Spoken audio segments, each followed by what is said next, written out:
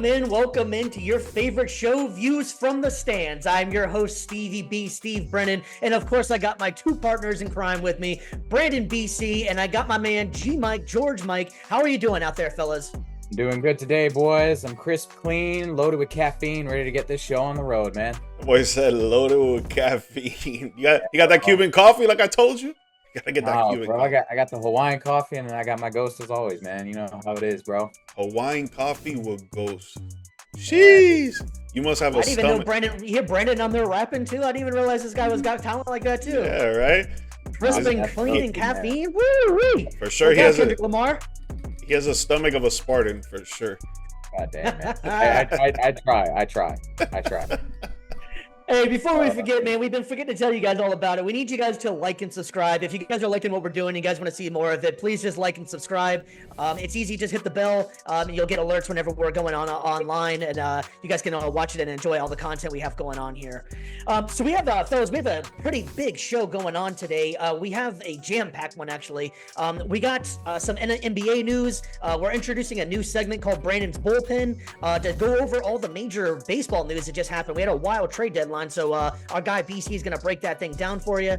We have the mighty NFC Beast, or NFC East as some like to call it. It's been a wild offseason for them. We're going to break that all down. We're going to shout out the Hall of Fame class. And so we got a lot to get into today. But before we get into all of that, we got to pay some bills. G Mike, why don't you go ahead and let the people know what we got going on, man? Yes, sir. Guys, y'all already know I run a sports gambling telegram where we charge $5 a month to get you daily winnings from 10 to 15 to 50 to $100 a day. And it's been a great week this week, man, with these Olympics, boy. Been making good money off of that. If you guys see the bottom on your screen, you'll see the link. So just copy that, put it on your web browser. Or if not, just hit me up on one of my socials that you'll also see on the screen. Send me a DM and I'll get you all the information you need and we'll get you going. Hey, man, that's great out there, especially with the Olympics going on, man. Who wouldn't like to get a little extra cash in their pocket, man? Brandon, we also got your company going on over there, man. Brand Desk Media. Why don't you go ahead and shout out your company? Let them know what we got going on, bro. I mean, hey, it's wedding season right now. I mean, pretty much every time of the year is wedding season. So, if you guys need some photography, some videography for that special someone in your life, or if you know somebody that's got that special someone that's got a wedding, engagement, you guys got that special ceremony planned, just hit us up, branddesk.media. We got all your photography, videography needs for the weddings and engagements. And hey, we create memories that last a lifetime. So what more could you ask for? Absolutely. Who doesn't love a little love in the air? We're going to go ahead and jump into this thing, man. We got some big news coming out of Tampa Bay, and we all know this is Brandon's country down there. The Tampa Bay Bucks and Tristan Wirfs have agreed to a 5-year, $140 million extension with $88 million guaranteed, making him the highest O-lineman in NFL history. With the big uglies getting some lug out there, man. So general manager of the Tampa Bay Bucks, Jason Light, said this of Wirf: since the day he walked in the door, Tristan has brought a work ethic and commitment to greatness that has elevated everybody in the building. Brandon, we know you were going to have a lot to say about this one, so why don't you go ahead and let us know about the Tristan Wirfs breaking that deal down there, man? It's about time they got this deal done. I am so glad that we signed this big boy for a long term, and believe all the hype, believe all the praise you've been seeing. Not just Jason Lai, but everybody saying about Wirfs. He is probably the most athletic offensive lineman in the league. I mean, shoot, before he even got drafted, you saw videos of him jumping out of the pool while he was at Iowa. Like, the dude. That was what I was about to say. That pool thing was insane. Yeah. Dude, that's tough, man. That's tough to do. It is. And at 320 pounds, like, he is strong. He's explosive. He's fast. And also, too, for a young guy, he's only in his mid-20s right now. He hasn't even reached his technical physical prime. He plays like a 10-year veteran. You see some of these guys out there like Trent Williams who command so much money on the market. Well, and, rightfully so. But he, to me, shows the physical and mental characteristics of guys that are 10 years his senior. He's just an incredible player. And I'm so happy that he's not only getting paid the money he deserves, but he's also going to stay right here in Tampa, going to protect Baker Mayfield for the foreseeable future. Yeah. Amen to that, man. And he just moved over, if I'm not wrong, over to the left side, right? The blind side over there. So he moved over there seamlessly as well. That's not his natural position. And Baker definitely was excited he had a big man like that down there, right? Oh, yeah. Well, and considering all the other options prior to were Donovan Smith, who's basically a human turnstile or a holding penalty waiting to happen. It was definitely time for him to make that transition. I wondered for so long why we kind of kept him on the right side. I understand it's his natural position, but to me, your best tackle needs to be on the blind side, period. Facts. Facts. Yeah, I agree. I agree. G Mike, man, that's a lot of money for the O lineman out there, man. What's your thoughts on this one? Dude, I love him, man. I mean, dude, his teammates around him respect him as a player, as a leader, as a person. They love him. They love to be around him. They think that he holds great interest when it comes to the team, that he's just trying to put everybody really above himself and just win, win, win. Like, it's not no selfish game. It's all selfless. Obviously, he's an offensive lineman, so there really can't be any selfishness going into it. And then another thing that you brought up, he moved from the right tackle position to the left tackle, man. To ask someone to do that, and especially at this point in their career, it's like, dude, it's like trying to get them to drive on the other side of on in the passenger side, like if we were in the other side of the world in the east side. And it's just like, dude, man, it's pretty hard to do, but he's a freakish athlete. Like, he's been mentioned many times by his teammates that this guy, if he was out there playing a skill position, he would be great at it. You know, Yeah. it's good for them. It's good for the Tampa Bay Buccaneers, man. And it's just another detail, another re-sign of a player that the Tampa Bay Buccaneers have done this offseason. I think he's the fourth or fifth. Correct me if I'm wrong, Brandon. The player that they re-signed, a major key player that they re-signed this offseason. And it just shows the Tampa Bay Buccaneers that they want to show loyalty to their players, that got them to the point of almost getting to the Super Bowl, almost getting to the NFC Championship. They were right there when a lot of people counted them out. A lot of people didn't even think they would be a wild card team. Like, yeah. Dude, it's great respect from the organization right there. And on the same note, he was one of the players that was actually holding in during minicamp in June. And it was a mutual interest, though. The organization was saying, yo, don't worry about it. Come to practice, show that you're a leader, boom, boom, boom. But don't worry about it. Don't play. We're going to get this deal done. We're going to show you that we care for you. We're going to show that we appreciate your compassion and passion for this game. And we're going to give you all the money that you need, man. You're a top-notch leader out there. 5 years, $140.63 million contract extension. The deal, like you said, comes at $88.24 million guaranteed. Like you also said, most guaranteed money for any OT in the league, man. Hey, they're just showing the appreciation for this guy, man, and he greatly deserves it. Yeah, and it's the fact, though, too, that he, not only his teammates are giving praise to him, but it's been demonstrated by them voting him as a captain last year. And I think he's a guy that could be a captain, that's going to be captain for years to come. He's going to continue, I think, till the day he retires. He's going to have that C on his chest there. And I do love the commitment that the front office is showing to this core. They're showing that, they're not just about the Brady years and they're just going to blow it up and give up. No, they have a competitive core of guys that they can bring in together, and they can still make some noise even after they think that the time was done, the window's closed. No, they jammed it back open. They're going to keep this squad going. And I just really appreciate, admire, and respect the commitment to the organization that Jason Light in the front office for the Bucs has. Yeah, man, I love it for the team, honestly. The O linemen are probably, in my opinion, one of the most forgotten positions in football, but they're one of the most blamed positions in football. If something doesn't go right, you're always most likely going to end up blaming the O line for it. So it's about time for the big uglies to get some much needed love out there. You don't really hear too many guys getting big contracts, and I feel like they should be getting a lot more contracts because they're one of the most important positions in the game. These guys hardly get rotated out, and they take beatings all the time. And let's face it, man, without a good O-line, your team ain't worth a damn. A perfect example, and Brandon, you'll appreciate this one as a Bucs fan, was Patrick Mahomes whenever the Bucs played the Chiefs. The Bucs did not, the Chiefs did not have a great offensive line that time. Patrick Mahomes, as great as he is, can only do so much, and he was running for his life out there. And obviously, as you can see, what happened, the Bucs won that Super Bowl. Another one would be for whenever my Indianapolis Colts, my favorite team, if they could have kept that offensive line up a little bit more, we might probably still have Andrew Luck, and who knows what the future would have been with that. But Andrew Luck took a beating upon beating back there, lacerating kidneys, and so the writing was on the wall for him to possibly just retire and call it a day, because it isn't worth in the long run. So I do think it's a great deal for Tristan Wirfs and the Tampa Bay Bucs. It's important to keep that offensive line because your team won't go anywhere without it. Yeah, well, and in that Super Bowl too against the Chiefs, they had two of their starting tackles were injured, and so they lost them to that, and they were starting two backups. So it just goes to show people think, and I remember a comment, I forget who said it, but they said, "Oh yeah, you can just throw anybody in the offensive line and they'll do great." And it's like that's such an ignorant take. Like you're not just running in and battering people the whole time. That's a part of it, but there is skill that goes into it, and there's a lot of plays, a lot of blocking schemes that you have to remember and memorize as an offensive lineman, somebody like myself that's played it for over 10 years when I was in little league and high school. It's like so much more that goes into it. And in fact, like when it comes to like the Wonderlic test for the NFL Combine, the offensive line positions tend to have some of the highest intelligence ratings in the game. So anybody that thinks that these guys are just a bunch of big dumb idiots out there just banging each other in the head with the D line, it's like y'all really don't have a clue.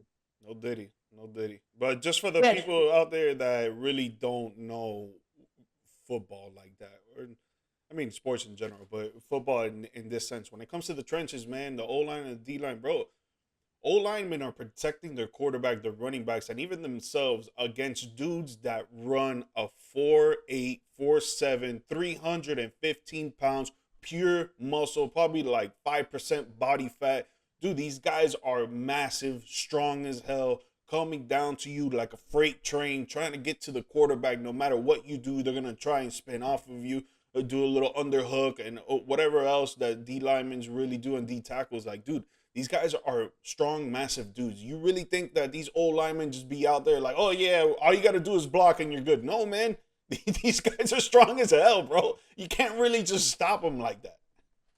yeah, and on top of it too, there's so much continuity involved with it as well. You got to know cadences. You got to know what your guy to your left or right of you is doing at the same time. You got to be all on the same page, and they hardly ever get rotated out. And that's what the thing is that a lot of people sometimes forget about the O linemen is that they just look, like big, large guys out there, which they definitely are. But those guys have to be in such great shape because they generally don't take too many plays off.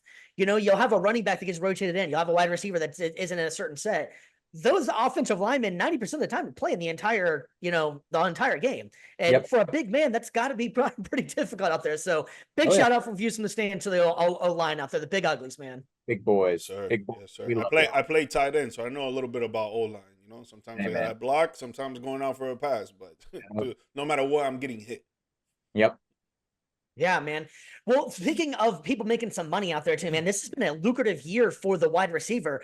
With the Chicago Bears and superstar wide receiver DJ Moore agreeing to a 4-year, $110 million extension with $82.6 million guaranteed. Now, this contract broke the record for the Bears as a wide receiver and making this the third highest guaranteed money contract for a wide receiver in NFL history. Now, this contract only comes behind A.J. Brown of the Eagles at $84 million and Justin Jefferson of the Minnesota Vikings at $110 million guaranteed. Damn, it's good business being a wide receiver this season. Yes, G sir. Mike, $110 million for DJ Moore. How you feeling about that? Dude, well deserved, man. His first year, he caught 96 receptions, which was a career year for him. He had 1,364 receiving yards, 80.2 receiving yards per game, and 8 TDs. And that was under Justin Fields, that people think that he can't really play, so they traded him for the first round pick and all this stuff and all this crap. But dude, he was doing work under Justin Fields. I mean, he's probably gonna do work under Caleb Williams now. It's gonna take a little step back for him because they brought in Keenan Allen. They drafted Rome. Odunze? I'm gonna butcher his name, so you go ahead. Romadunze? Romadunze. Well, man, But no matter what, Rome is gonna show why Rome is so great, and he is a masterpiece out there on the field when it comes to route running, catching, and his speed ability. So their offense is gonna be top notch, man. And their running back position, they just got DeAndre Swift. We saw him last year with the Eagles doing a little work. They're gonna be pretty good, man. But it's well deserving for DJ Moore. He's top class receiver. Fourth most by any Bears player in franchise history with 1,364 receiving yards, trailing Brandon Marshall in 2012, Alshon Jeffrey in 2013, and Marcus Robinson in 1999. And since entering the league, Moore has caught passes from 12 different quarterbacks, man. If you're doing that to any other receiver, I would put at least $1,000 that most receivers would plummet from there and go downhill because the chemistry is not there, the timing is not there, the ball placement is not there, and etc. that comes with the whole QB wide receiver package on how fast the ball is going to get there and all this stuff. So like, I really think it's well deserved for DJ Moore, and he showed that he's a top class wide receiver athlete out there in the NFL, man. And I think he's just going to show more. Yeah. To piggyback off of what you were saying, right before you go, Brandon, real quick, I was writing that down as well because I thought that's a very interesting aspect of DJ Moore's career. You mentioned the quarterbacks. So here's just a few of the quarterbacks that, since coming in the league in 2018, that DJ Moore has had to catch passes from. Cam Newton on the tail end of his career, Kyle Allen, Teddy Bridgewater, Sam Darnold, Baker Mayfield, Justin Fields, and Tyson Badgett, and now he'll have another new quarterback in Caleb Williams. BC, how are you feeling about DJ Moore getting more money? No, I mean, it is great for him, and I think that it's well earned, well deserved. And I think for the Bears as well, it's great because you're locking in your wide receiver one for your quarterback for the next few years, and it's just a very smart move for them. And kind of piggyback, George, off of what you're saying though too, like his situation the first few years of his career reminded me a lot of like Mike Evans when he first got to Tampa. He had revolving door of quarterbacks, McCown, Glennon, Winston, Fitzpatrick. Like it's not easy. People think, again, you can just hop in at wide receiver and it's just super easy to adapt to a new quarterback. It's like, no, it's difficult. Like you said, throwing mechanics, the speed, precision, accuracy. Some guys might be very accurate with the ball. You might get a Peyton Manning, and other guys, you're going to be like Jameis Winston. You know where that ball is going to go. It's probably going to go five yards underthrown to the defender. It's going to be 10 yards overthrown to the safety. So, it's very difficult to kind of figure out if you're a wide receiver having to constantly change quarterbacks. But DJ Moore, hats off to him. He's talented enough to make it work. And now he's got a rookie quarterback that, he can kind of help mold together like camaraderie with. And I think that it's a move that is going to help not just DJ Moore, but the Bears for years to come. And let's not forget as well about all the different quarterbacks. That's one thing. The dudes also have multiple different offensive coordinators, so he's almost learning a new system every other year, every 2 years since coming into the league, and that's no easy task as well. Yeah. Going off of what Brandon said about Jameis Winston, and I know you don't mean particularly just Jameis Winston, but there is quarterbacks that will throw it 10 yards deeper or 10 yards shorter when it comes to the pass.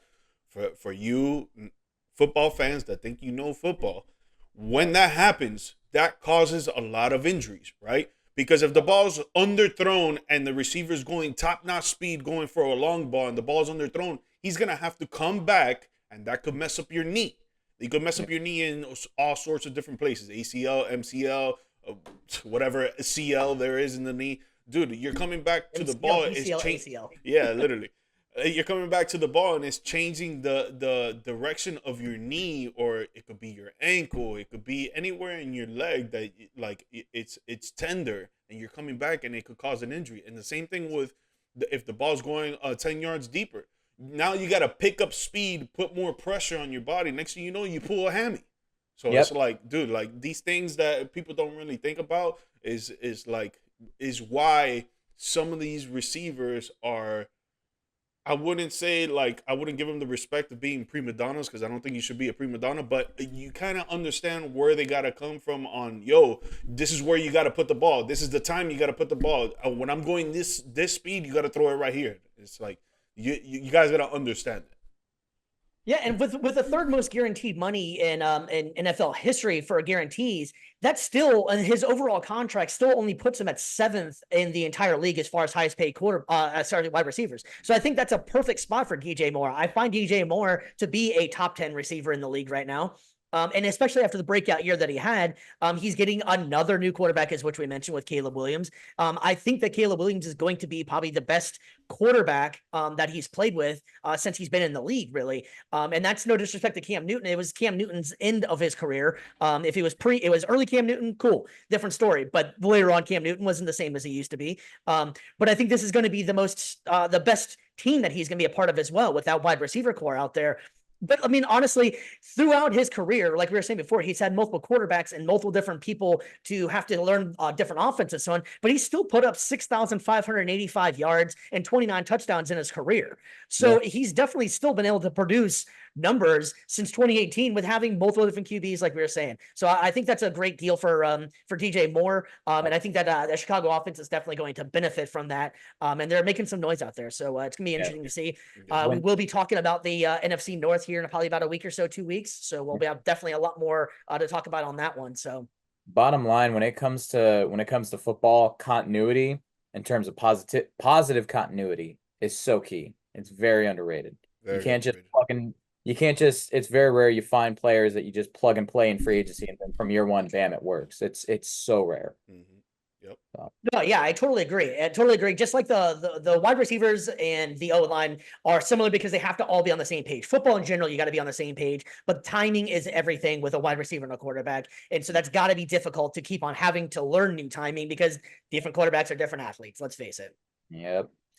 So we're moving on from the NFL to the hardwood as the Cleveland Cavs agreed to a 3-year max extension with All-Star center Jarrett Allen at $91 million and $131 million guaranteed over the next 5 years. Man, the Cavs have been active as hell in the offseason, spending a lot of money. Mike, buddy, they spent a lot of money on a team that looked like they were selling. How do you feel about that? Dude, I feel good. Just like the Tampa Bay Buccaneers, man. They're showing their loyalty to their players. They locked up Donovan Mitchell, which I thought he was going to come to my Miami Heat. That got shot down. It locked up Evan Mobley, signing him to another contract extension, and now signing their other big man to another contract extension. So they're trying to keep that core together. They saw what could happen in the playoffs. Yeah, before getting injured in the Eastern Conference playoffs against Orlando Magic, Allen was averaging 17 points, 14 rebounds, and he was shooting 68% from the field in the first 4 games of the opening round. So it was like he was doing work. You know, he just got injured, it becomes unlucky. But dude, he was having a great season. He was helping out the Cavs win, and especially defensively and grabbing boards. You know, most teams fail in the playoffs because they can't really grab boards, or most teams fail in the regular season and can't make the playoffs because they can't grab boards. And it's like, if you have a man out there that's grabbing 14 boards a game, dude, that's a recipe for success right there. Yeah, and let's not forget too that he is a big man. He played 81 games this season, last season. You know, so that's impressive for a big man. You know, they tend to get a little bit more hurt. So, but yeah, I like the deal for the Cavs. The interesting thing I think with the Cavs is Darius Garland. I'm not 100% sure the Cavs are done here because I feel like there has been writing on the wall for a little bit that Darius Garland, I don't think is very happy there. I think he wants to be more of the guy role, and they're basically taking care of everybody else at this point. I feel like Darius Garland might be on the move. I haven't gotten any kind of sources or anything, but I just feel like that he's going to be on the move, and they might be able to get a good haul for him. Darius Garland is still a good young player that I think a lot of teams would love to have Darius Garland on our team. BC, buddy, this is a big extension for the Cavs, man. And like I was saying before, they at first going into these offseason, they seemed like they were sellers, right? And now they're, re-signing their core. So it's the same old Cavs. What do you think, man? No, I think it's a great move for them. Again, like re-signing the big playmakers on your team, bringing back Mitchell, bringing back Mobley, and then extending Allen. I think it's such a key move because that twin tower duo that they have there with Mobley and Allen, it's their style, it's their identity, and I think that it just helps them out so much. Having you could lose one or the other, and I think they'd still be okay defensively. But just having 2 studs that just absolutely dominate on the boards, dominate in the paint, and they're starting to develop a little bit of some switchability as well. I think that for them defensively, that is their identity is Allen and Mobley, and I think having one or the other is okay, but having both of them together just keeps you top 5 for so long. And I think that's so important for them to have. Yeah, I think the Cleveland's biggest problem last year before when going into the playoffs, they just got decimated with injuries, a lot like the Knicks. They just, unfortunately for them, the injury bug hit at the wrong time. And, they barely made it past Orlando, and they just, they didn't really have much of a chance, I don't think, against the Knicks really in that situation. Or they played the Celtics, excuse me. They didn't really have much of a chance against the Celtics, really, as banged up as they were. So. No one really did. Yeah, right. I mean, as you can see, everybody pretty much had troubles playing against the Celtics in the playoffs, really. But Allen, 2 quick facts for you fans out there. Allen had 42 double-doubles last season, the most in his career and the most by any Cavs player since LeBron James, with 52 in 2017-2018. And along with Milwaukee's 2-time MVP, Giannis Antetokounmpo, Allen was one of the 2 players who averaged 15 points on 60% shooting last season. So Yeah. It turns hey, out that LeBron James guy's pretty good at basketball. So if you can put yourself in any kind of category with him, I think you're doing something all right. yeah, Yep. yeah, facts, Sure. facts.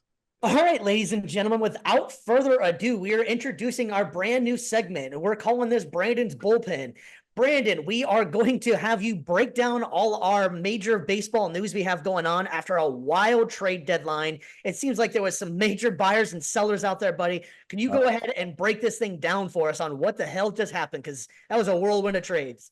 I will try my best. I'll start here at home with the Tampa Bay Rays. Anybody saying it was not a fire sale is pretty much deceiving themselves. They pretty much gave up every major player minus Pete Fairbanks and Yandy Diaz. I think that's just because the Yankees were the only ones at that point that were going to give them enough of a haul for them, and they were like, "No, we're not trading you guys in division to our biggest rival." So we kept Pete and Yandy, that's good, but we traded Isaac Paredes to the Cubs, my favorite player. We got Christopher Morel. We got pull up the trade. We got some relievers back in return. We traded Randy Arozarena to the Mariners. We got some prospects back. Basically, prospects galore for the Rays. Traded Jason Adam to the Padres for some prospects. Traded Zach Eflin to the Orioles for some prospects. It was tough seeing a lot of these guys go, and over the course of the weekend working the games, you're just seeing one guy after another. And going to the games, working them immediately after the trades you could just kind of feel a bit of a gut punch to the Trop. A lot of the fans just kind of having the wind taken out of them. It's hard. I don't know necessarily how well these prospects and some of these players are going to go. Morel seemed to have a great couple games, his first two as a Ray, hitting 2 home runs.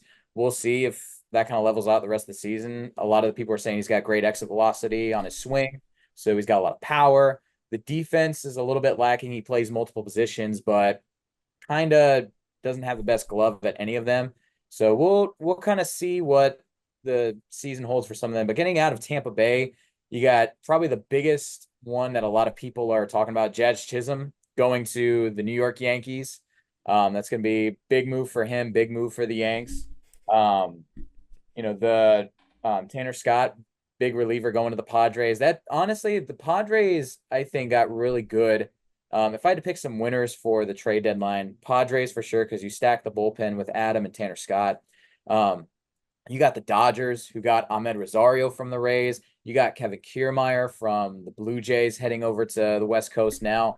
Possibly, it's going to be his last season. This probably is going to be his best shot at winning a ring. So we'll see how that goes. Yankees, of course, getting Chisholm. Those would probably be my biggest 3 winners right there. And then the Mariners, of course, getting Randy. Like, they're atop the first place in the AL West. That's such a competitive race out there. So getting a power bat and getting a guy that's a great fielder and Randy is going to be so big for them. So, and then one, I guess you could say underrated, maybe not necessarily underrated, but an interesting stand pat was the Giants, who didn't trade Blake Snell. And last night, dude threw no. So it's No.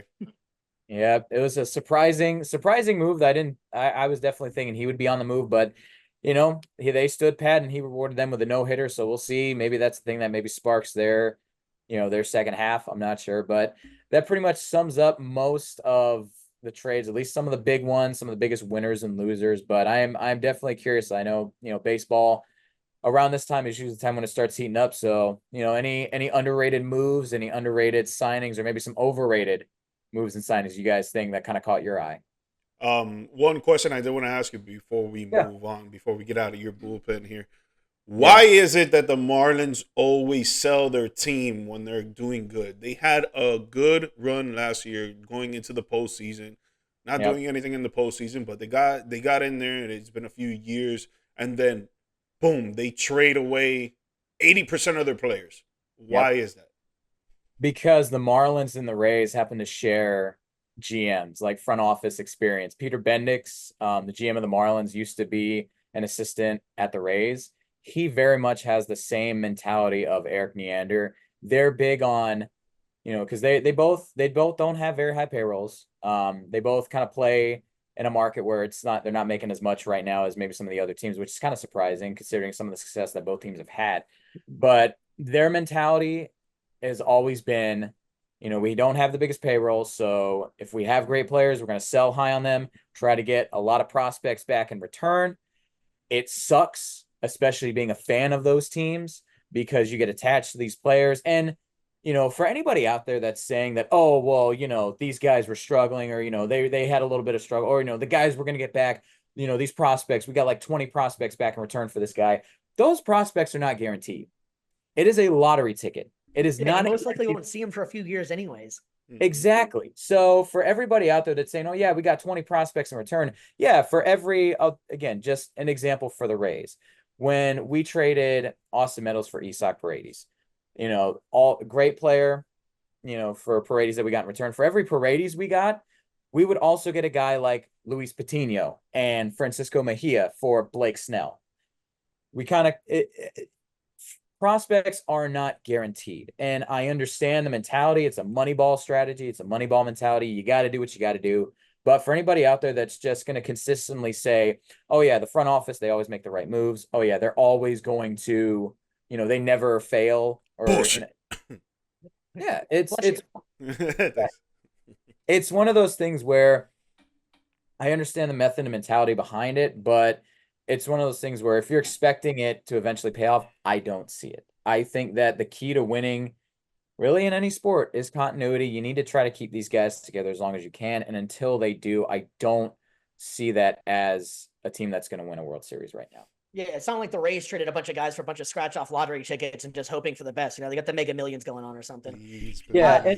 The interesting thing I thought was kind of interesting about the trade deadline as well was the Blue Jays. If we're staying in the AL East here, so they had a lot of moves in the AL East, and the Blue Jays really, because the reports all were that Biggio, basically all the Biggio, Vladdy, and Bichette was all supposed to be pretty much, they're all going to be gone, and for the most part, they stuck around. And now the reports is that Vladdy's planning on staying in Toronto. So I think Toronto is kind of just up and down. They seem like they have the power, they have the talent, but I'm not sure if it's coaching or what, but they just seem like they cannot put it together. And on paper, they've looked like one of the top teams for the last couple of years, just can't put it together. I'd say for the Red Sox as well, as considering it's my team out here, is that I feel like I wish they would have made some more moves to maybe get some more pitching and a little bit more batting. They brought back in Paxton back then. They should never let him go. But they didn't really make too much moves. And that was always the complaint for most fans coming into the season, is they didn't make too many moves. So we'll see what's going on. They did extend Alex Cora. So that was kind of a shocker. I didn't see that one coming. But it's wild, man. Baseball has so many trades, and baseball is definitely interesting with the trade deadline, because it makes so many moves, and baseball just has so many small moves that mean so much later on. You might sign your third string guy, but then all of a sudden now your rotation, now you have 5 second stringers on your team whenever he was like a 4th stringer on another guy, so you can make small moves, and it doesn't always have to be the marquee name to do it. And that's kind of like what the Rays approach is sometimes. And you're completely right that the Rays have been very lucky in getting a lot of good prospects, but it's prospects. You honestly really don't know. And, and so it's kind of interesting too with you're talking about the Trop as well, taking a gut punch out there. So, I mean, I feel bad for the 8 fans that actually go to Rays games. They were all probably gasping for the little bit of air that was left in that building. Yo, we had 17,000 on a Tuesday night. That's good for us. Y'all need to come down. That sounds like, what? Honestly, 17,000 on a Tuesday night, that sounds like we should spend a bunch of money and keep the team in Tampa, because it seems to be working so well there. Well, I think I'm interested in seeing, because they also, though, too, like in some Rays news, they just got the Pinellas County vote as well to, get the building the new stadium in St. Pete. Hopefully that and all the construction and everything that they're doing ends up paying off, because, for me, I'm always going to be on the pro Tampa side. I live in Lakeland. It would be a shorter drive. And I think that Tampa is just a bit of a bigger market, but I hope that everything that the Rays and St. Pete are selling, I hope that it pays off, because I don't want this team in 10 years to still have the same attendance issues, still have the same payroll issues, and then they're gone. I will be more than happy in 10 years if this team, if this city, we're averaging 25,000 a night. We've got like middle of the pack in payroll, which would be fantastic for us. If we can be middle of the pack, with the talent and the ability for our front office and the eye that our scouts have to be able to acquire these players, we would be straight up balling. Every single year, we'd have no issue. But I hope that I'm proven wrong. I really do, and I have no problem if we're 10 years down the road, we got a couple World Series titles. We got like Christopher Morel's like MVP. all this other stuff. Like, I'm like, yo, hey, give me that spoon. I'm gonna eat my words. I'm more than happy to do that, because then that means this team's gonna stay. This team is gonna be successful, and I would be so happy to see that. But we'll see, man. It's a gut punch for sure, but we'll see what happens. A man can always dream. So A we're man- gonna move on from we're gonna leave baseball behind. And ladies and gentlemen, that was Brandon doing it for the first time. So I think that went pretty well for Brandon out there. So we'll be doing that a little bit more next week. Hopefully we'll kind of keep this like a going series out here. So we're gonna be go ahead and leaving baseball, and we're going to continue our series, and we're heading out to the mighty NFC East. And boy, there are some storylines in that division out there. We're, of course, going to start at the very top, and probably one of the most talked about teams lately, and that is the Dallas Cowboys with a record of 12-5. The Cowboys had an amazing. The Cowboys had a pretty amazing season for the most part, regular season, that is. The Cowboys averaged 258.6 passing yards a game, which was third in the league. They averaged 112.9 rushing yards per game, which was 14th in the league. There were 29.9 points for, and 18.5 points against, which was first and fifth in the league. The Cowboys had a wild season, and it seems like the offseason is going just as wild. Mike, this is your boys. There's a lot of decisions to be made. You got CeeDee Lamb, Dak Prescott, and Micah Parsons. How are you feeling, man? Do we need to send like a wellness check for you, because it is a wild offseason? Yeah, man, I'm not feeling too great about this season coming up. Honestly, right now, CeeDee Lamb is still holding out, but I do believe that he's gonna be given a contract extension before the season begins. So in the next few weeks, I think that's gonna be coming for him for sure. I think Jerry Jones wants to lock him down and show his appreciation, even though Jerry Jones just waits to the last goddamn minute, like he's a damn Cuban like myself, and he's not, but he's showing that he can be. Dak is still practicing. He's not gonna be receiving a contract extension, I believe. I don't think he's gonna get it anytime soon. Maybe in the middle of the season, before the actual deadline for it ends for the upcoming year. I think they'll try to show his appreciation for him and let him show his skills a little bit, which he will.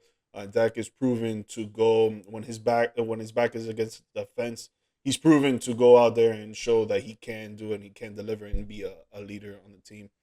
One thing I do like, though, we lost our left tackle, Tyron Smith, to the New York Jets this offseason. So that was a blow to our offensive line. And that wasn't our only offensive line that we lost. But we have rookie Tyler Guttin. I've seen in a couple clips during training camp that he's been doing pretty good. I've seen clips of him going up against Michael Parsons, which is one of the top defensive ends and linebackers, swift positions that we have in this league. He's one of the best, top tier. He's been doing pretty good against him. So if you're doing good against a great like that, I'm sure you're learning a lot from the other offensive linemen. Even the defensive linemen, they could teach you some stuff to stop some attacks coming to your left, to your right, or either in front of you. So I think that's pretty good. Trayvon Diggs, a star corner, he's not 100% healthy, and I don't think he'll probably play for the first 2 to 4 weeks. He'll probably be sitting out, most likely the preseason for sure. I don't think he plays the preseason at all, but I think he'll be out the first 2 to 4 weeks of the regular season. One blow was our pass rusher, Sam Williams, getting a torn ACL in practice, and that's going to be very detrimental to our defensive line, our D tackle position. So there's a lot of question marks out there when it comes to us, man. And, with a division where you got the Philadelphia Eagles in the last 3 to 4 years showing that they can be dominant in this division and try to get the number 1 seed for the NFC conference, for us, man, it's going to be tough to even try to make the wild card with the schedule that we have. My prediction would be that we only go 1 game over 500 this year, man. So, I really hope I'm wrong. I really hope they prove me wrong. But after everything that I'm seeing this offseason and from the play that I saw in the playoffs last year, man, it's just it's not a lot to root for, not a lot to be optimistic for this upcoming season. Yeah. DC, buddy, that was a lot there, man. 1 game over 500. How are you feeling about the Cowboys, man? I mean, pretty much in the same boat. You're losing a lot of key pieces to that team. Pollard, Smith, Dante Fowler, and then Leighton Vander Esch retiring. Like that's really tough. And looking at the draft, looking at some of the signings that the Cowboys, man. I mean, yeah, you got Eric Kendricks. I mean, it's a decent piece, but it's like, how can you replace Van Der Esch's production? Bringing Elliott back, fan favorite, cool, but like George, like you've said a lot of times, how big of an impact is that actually going to be? And some of the draft prospects for them, like you said, Tyler Guyton out of Oklahoma is a good pick for replacing Smith. Cooper Beebe or Beebe, I'm not sure the pronunciation there. Big boy up front, like in the interior. That's, I think, going to be a good move. He was a guy that a lot of people were expecting to be kind of like a third or second or third round steal, whoever gets them. So you've got a lot of size down low, so that's going to be important. Marshawn Nealon, I like out of Western Michigan on the edge there. I think having him, maybe pair alongside Micah Parsons is going to be really good. But yeah, there's just, I think, a lot of departures at certain positions that are going to be really tough to replace. So, I think in a key season for Dak and a key season for a lot of these players, it's going to be rough, I think.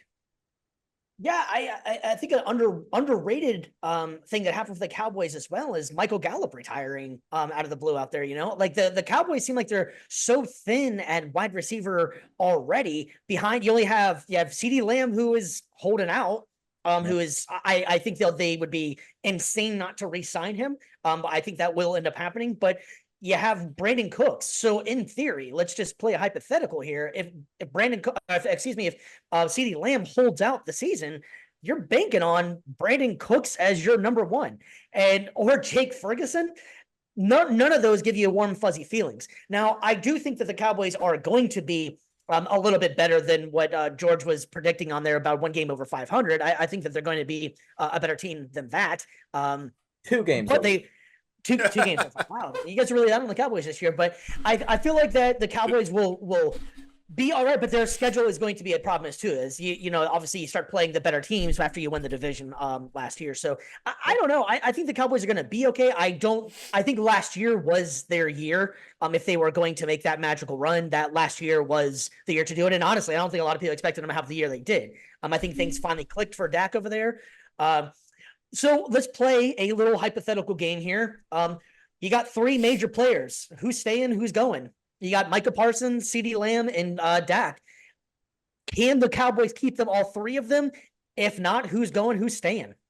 The Cowboys can keep all 3 of them. 100%, they can. It's just I don't know if they're gonna make it a priority to try to keep Dak. I think for sure they're gonna keep CeeDee Lamb. They're not gonna let him go. They're just playing the waiting game right now, like I alluded to last week with the whole Cincinnati Bengals trying to sign Jamar Chase and all that.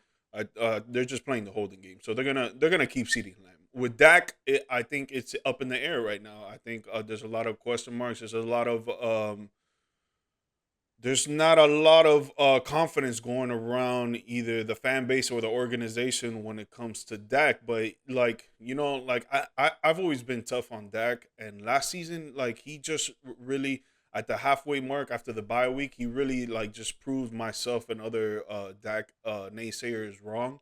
He came out and he was gunslinging, man. He was doing the best that he could, and even in the playoff game, yeah, he didn't have a good first half, but the last 2 minutes of that second quarter, he came down the field, scored. Second half, he was gunslinging too, and he was getting players the ball. Our defense just didn't come to play. We were getting outworked by Jordan Love in that offensive powerhouse or the Green Bay Packers, and we were just getting outworked, man. It is what it is. It happens. We got to be better next season for sure, but you can't really blame that on Dak. Yeah, it's hard to come back from that kind of deficit when you put yourself in that much of a hole in the first half. That was just exactly. And he tried to do it. He scored 3 times. Try to come back, and if our defense can't get turnovers, we're not winning that game. We're gonna be losing by 2 touchdowns and a field goal like we did. And dude, it's just, man, with Michael Parsons, I would really love him to stay. It's just that he's a Philly guy, man, and I got a lot of respect for Philly folks. They really ride for their city. They got a lot of pride for their city, their sports teams, and anything that comes out of Philly. And I feel like he's a representation of that too. I think that, yeah, he's with the Cowboys now, but I think if he has the chance to leave and go to Philly, I think he would. I think he would leave. So I think for sure they're going to keep CeeDee Lamb. Dak is up in the air right now. For now, Parsons is still under contract, so he is staying with us. When he becomes a free agent, can't say the same. So you think out of the three, CD is the only guaranteed? The only guarantee right now. Yes. BCC in question, buddy. You got three major players out there. Are they going to keep all three? What do you think they can do in this situation, bud?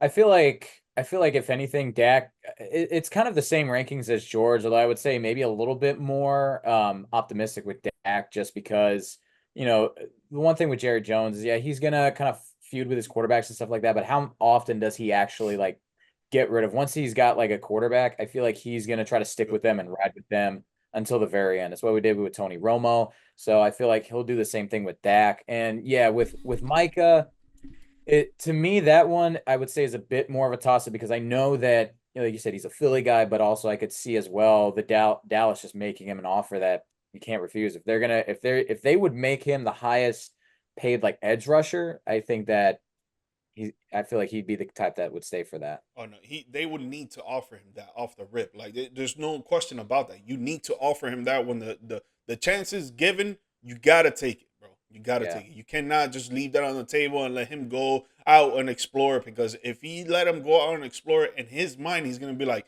"Do they really want me? If they really wanted me, why would they let me go out and explore? Why wouldn't they give me the contract the first day that it's available to be given?"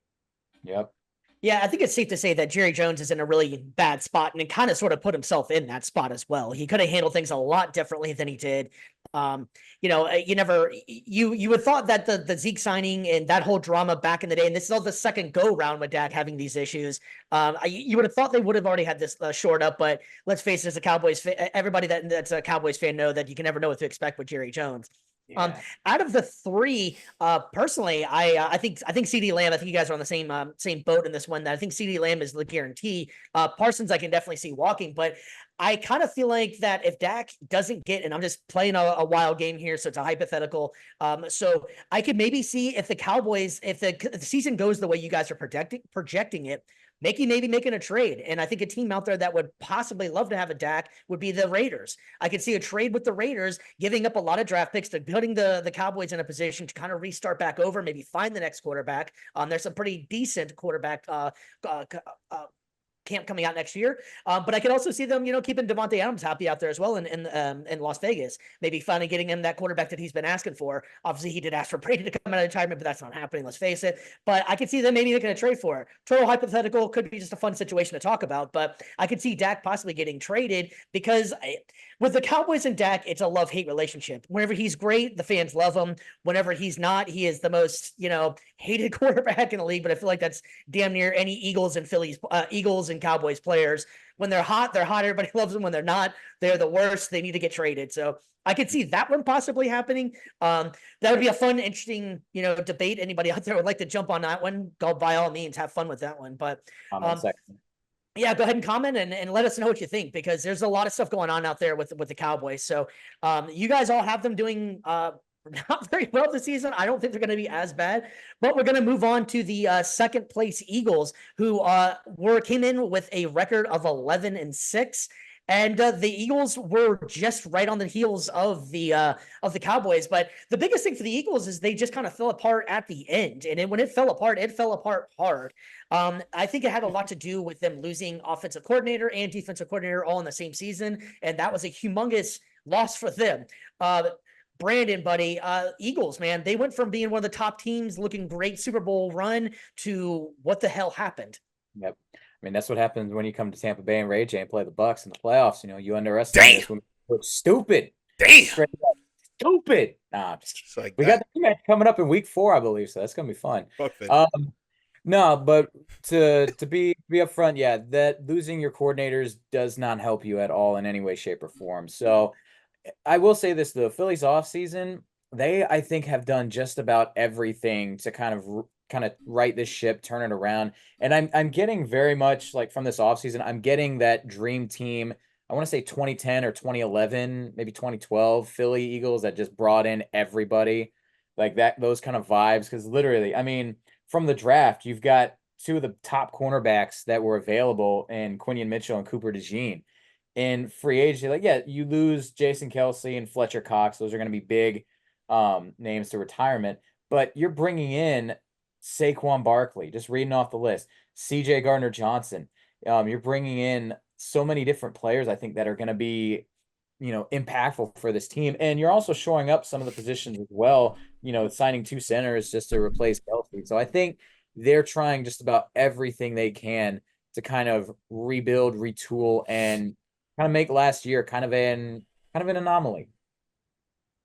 Yeah, I agree. And they also, it's not, I think it can't go without saying too, is that they brought in Kellen Moore as the offensive coordinator. And Kellen Moore's seemed like he's been a pretty good offensive coordinator. He was with the Cowboys, he was with the Chargers.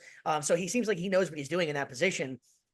It just, that was like, I think they're one of their biggest things. They, like I was saying before, they started out great and then all of a sudden the wheels just fell off. When they fell off, they were riding on the rim, if you will. Mike, as a Cowboys fan, I'm sure you're probably okay with them on that bad streak they went on. But what's your outlook on the Eagles, bud?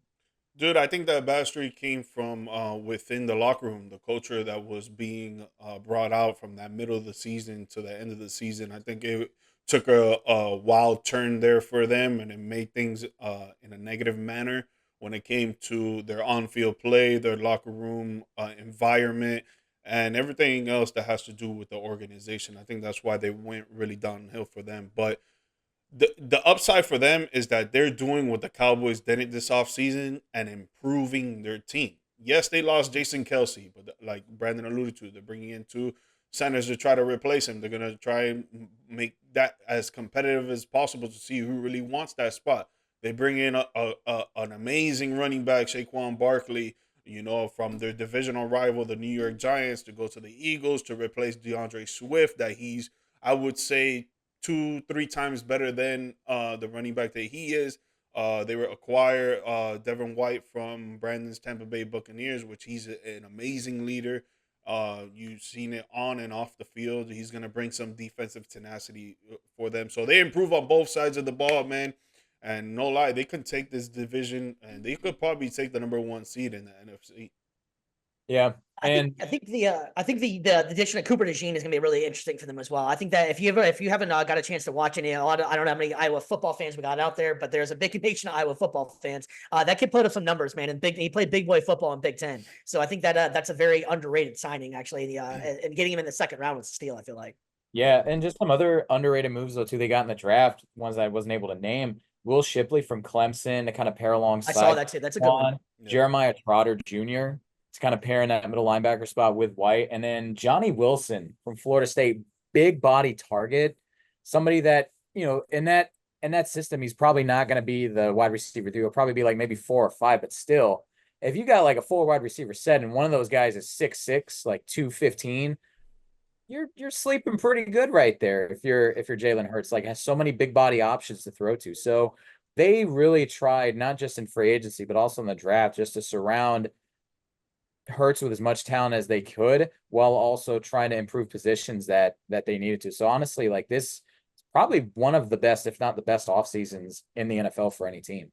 Yeah, and let's not forget too, they also locked up AJ Brown for long term. Devontae Smith isn't going anywhere. Getting the acquisition of Saquon Barkley is a big deal. I do find it. I think this is going to be a major year for the Eagles, and I respect the hell out of the Eagles front office. Not only did he the GM go to the UF, go Gators, but had to get that one out there real quick.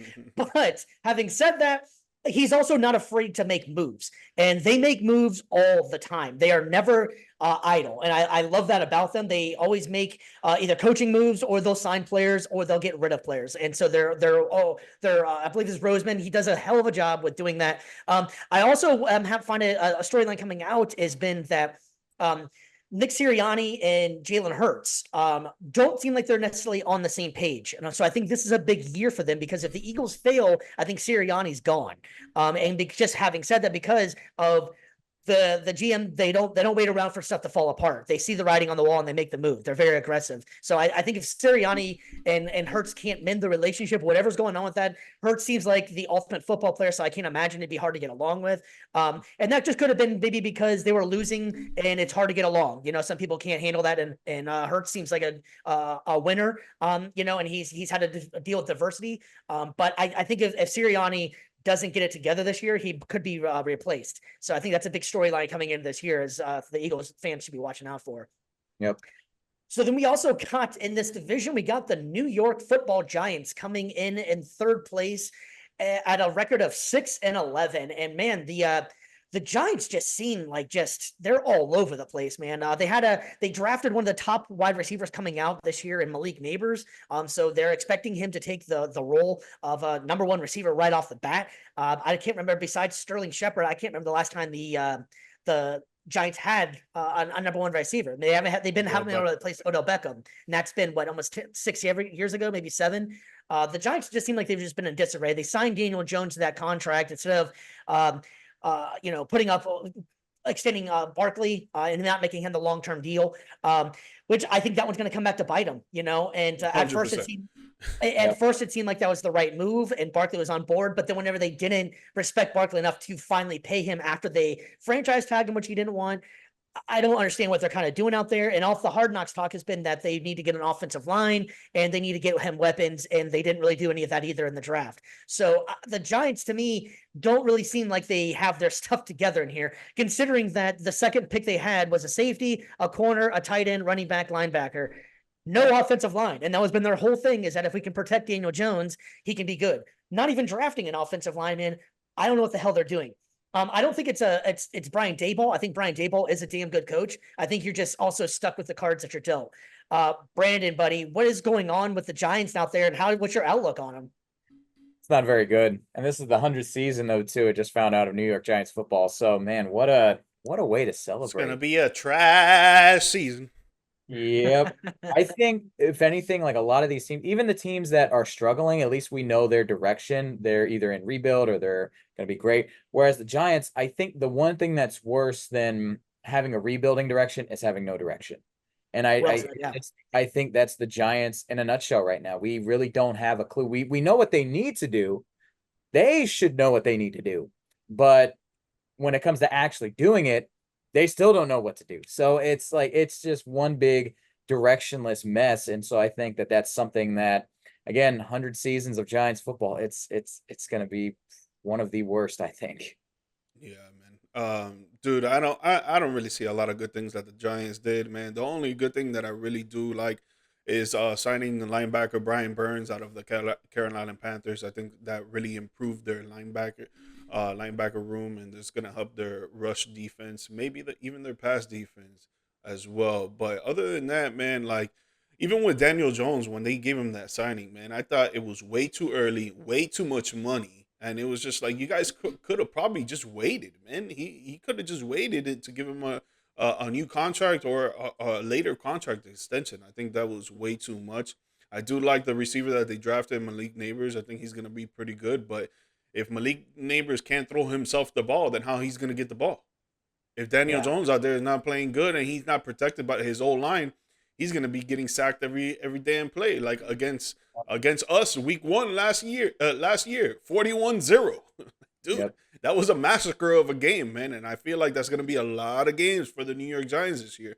They're not improving the O-line, man. They're not going to be doing nothing out there. And now they lost their star player, their star running back, Saquon Barkley, who's going to be running the ball out there trying to make something happen out of nothing. Nobody. They got Devin Singletary, who's not – you can't replace Saquon Barkley. Devin Singletary is a legit back, but he's definitely no Saquon Barkley. He needs a good offensive line to be good, in my opinion. But, I mean, he's not bad. No, he's not bad. He's not bad. But I think he needs a good offensive line.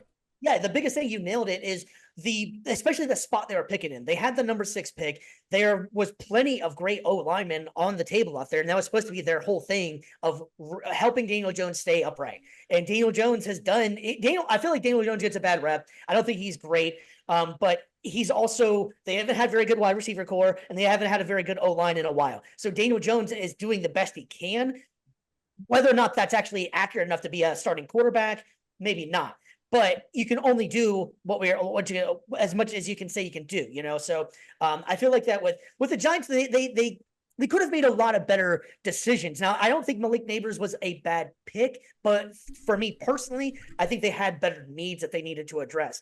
Hell, at that point in time, you still had Michael Penix on the board if you were worried about maybe Daniel Jones, and you could have maybe kept Saquon Barkley and brought in Michael Penix.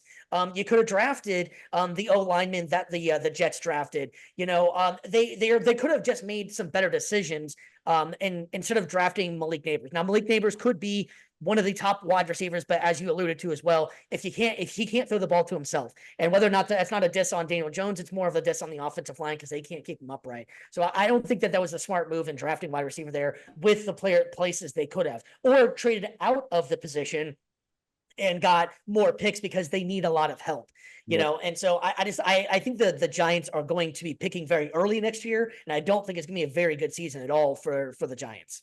Nope. Danny Derps is going to Danny Derps. Enough said. Danny Dimes is going to be throwing pennies. Yeah, right. Exactly. How'd you go from Danny Dimes to Danny Pennies? But so, and so here's an interesting team as well. There's one more team in this division, and we have the Washington Commanders. Rumor is they might be changing name pretty soon again, so don't get totally used to that one, which sounds kind of weird. I hope. Go back to the Redskins. I don't like the name at all. Go back to the Redskins.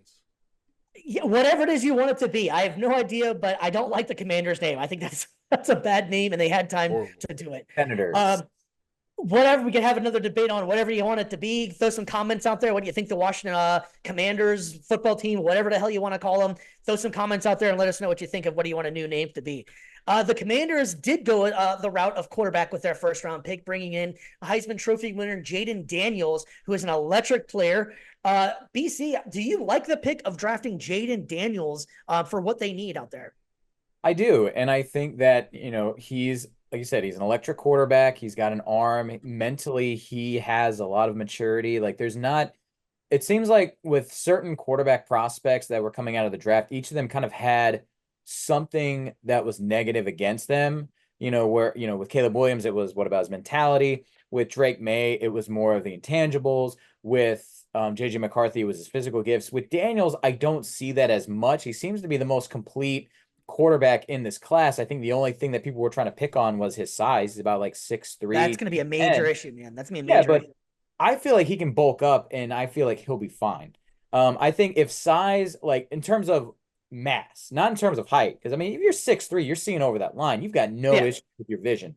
I think if your biggest complaint about you is, oh well, he needs to eat some spinach and bulk up. I think he'll be I love the voice right there. people be like, nerds be like talking like, oh, he's too gangly. Oh, he's too lanky. Like, bro, he can hit. They don't know ball, man. They don't know ball, man. Yeah. The other thing is too is you can't hit what you can't see either, and that guy is lightning fast. Exactly.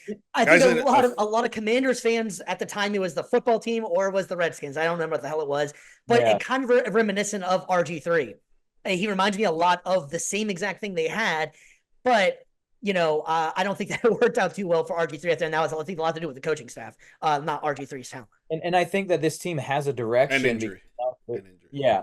And also it's the turf. So maybe, that. Oh my God! Holy crap! Maybe a good idea would be to spend a lot of money on grass. Oh my God. No, but I don't know what I'm talking. Field grass. I don't know what I'm talking about. I'm just a guy from the stands, just giving his takes. Right? I don't know what I'm talking about. They don't need new grass. They don't need a new stadium with it falling apart, sewer lines busting. No, they just horrible stadium, bro. Horrible stadium. Probably the worst. You have to specify which grass you're talking about, because Josh Green's going to come out of retirement again real quick and be like, "Oh, we're talking about grass." Not that grass. Oh, okay. Playable grass. But no, like they have a direction though, and we were kind of lambasting the Giants for their lack of direction. The Commanders have a direction. You've got your franchise quarterback. You've got some picks now. You got Johnny Newton out of Illinois for D tackle. That's going to solidify that front seven. That's going to be good. Sandra Still out of Michigan, played in a winning system with great defense under Harbaugh. Ben Sinnott from Kansas State is going to be a good tight end, a good weapon for him. And then, underrated draft pick. I think it's going to be interesting. Luke McCaffrey. Not saying he's going to be the wide receiver one or anything, but he's a guy that you could probably throw in the slot. He's going to be a good weapon as well, kind of like a check down for Daniels, good safety blanket. So they're making moves that I think are showing us that the Commanders have some kind of direction. And I think that's good. Any progress is better than no progress. And I think the Commanders, for them, it's going to be a better season than last year. Yeah, especially with their coaching staff, too. I like Dan Quinn coming in there. And I also, a lot of people don't like Cliff Kingsbury, but I think Cliff Kingsbury is the right choice to make for the OC because of he's already dealt with a mobile quarterback. And Kyler Murray, say what you want about his size, has a pretty damn good record sometimes, besides being hurt. Obviously, he's too small. There's no denying that. But I feel like that he understands how to use a mobile quarterback. So I think that's going to be an interesting addition in there. And I just want somebody to get Scary Terry the damn ball. That dude is so good and been on such a bad team for so long that Scary Terry needs to finally get somebody that can get him the ball, because that dude, the Commanders do not deserve to have that guy wearing his jersey. Trade him to Dallas, baby. Trade him to Dallas. Oh, man. Yeah, you got your number one target for your franchise quarterback, man. And I think that he's finally got somebody good slinging the ball. And to your point about Kingsbury being the OC, I think that's going to be better for him, because there's some guys that are just good at focusing on one side of the ball, as opposed to being a head coach where you're going to have to delegate and kind of work with everybody. At least now, I think he's in a position where he just focuses on what he's good at.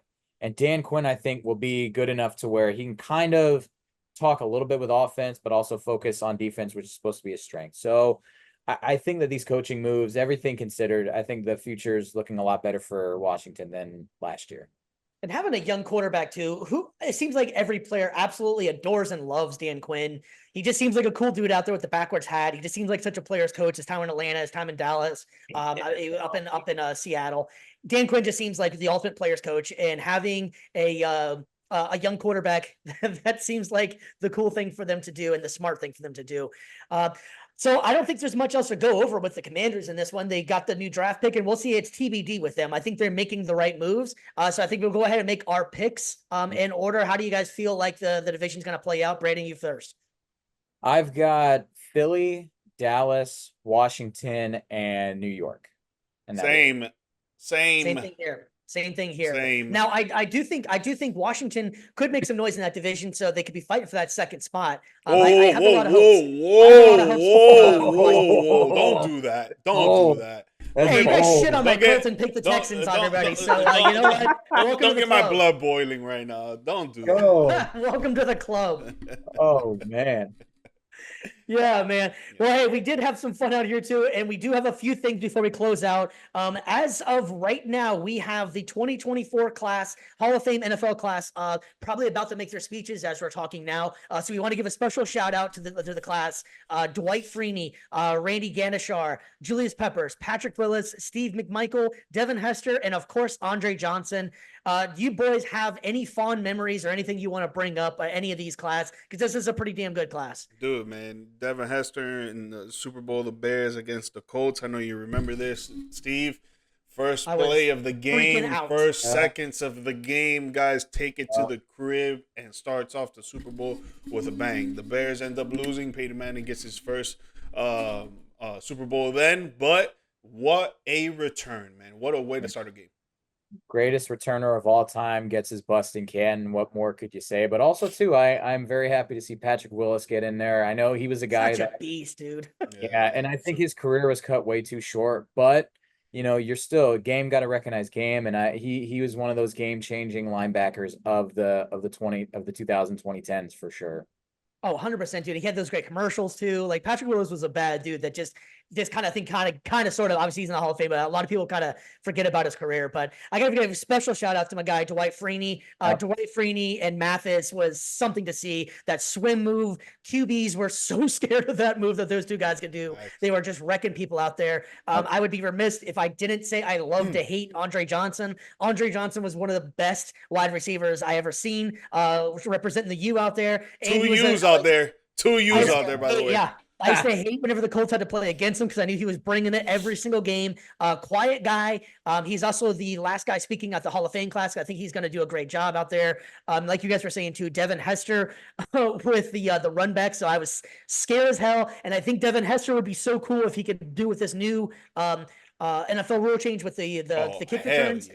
I think Devin Hester would dominate on that one. So Devin Hester would be a generational player. So I think that's definitely a deserving position for him. Who could forget Julius Peppers? Yep. Man, that guy was just a game wrecker as well. And this class was full of just absolute game wreckers. So I feel like this is a very deserving class. And I don't know about you guys, but I'm starting to feel a little bit older. That I actually remember watching most of these guys, if not all of them, actually play and having memories. So maybe that means that we're starting to get a little bit older here. A few gray hairs in the beard here and there, but hey, gray is beautiful. So, yeah, man. Before we close out, I also have to give one more shout out to my branch of the military, the United States Coast Guard. Tomorrow, August 4th, is the Coast Guard's birthday, and looking good at 234 years old. So I want to give a special shout out to all my coasties, all my shipmates, Semper Paratus, always ready. So we want to give a shout out to you guys. You guys see a Coast Guard member, see a coastie out there on Sunday, August 4th. Make sure you thank them. One of the most underrated Thank you for your service out there. Sure. Thank you, Steve. So we're going to go ahead and close out the show. Happy birthday to Coast Guard, like I was saying. And next week, we're going to be hitting the North. We only have 2 more divisions left in our division breakdown. So we're going to be hitting the AFC North, which is going to be one hell of a division. So it's been a fun show. Regular season. Oh, but we're sitting so close. We had the Hall of Fame game just passed. You can almost smell the grass going. So we will see you guys next week, and we can't wait. We love you guys. Take it easy, Brazy. Peace. Ready for some football. Yes, sir.